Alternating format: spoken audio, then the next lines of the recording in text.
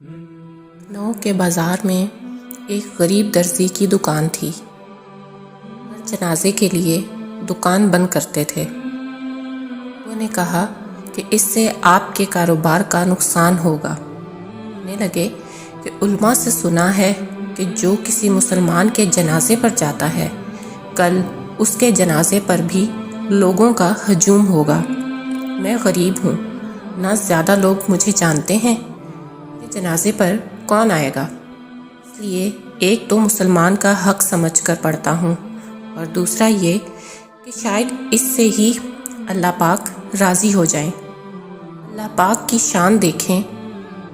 1902 میں مولانا عبدالحی لکھنوئی صاحب کا انتقال ہوا۔ ریڈیو پر بتلایا گیا، بارات میں جنازے کی خبر آ گئی۔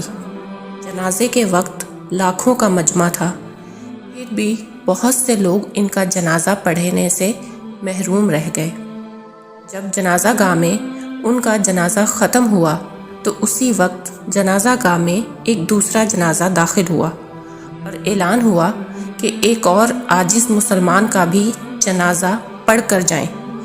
یہ دوسرا جنازہ اسی درزی کا تھا۔ مولانا کے جنازے کے سب لوگ، بڑے بڑے اللہ والے، علماء کرام، سب نے اس درزی کا جنازہ پڑھا، اور پہلے جنازے سے جو لوگ رہ گئے تھے وہ بھی اس میں شامل ہو گئے۔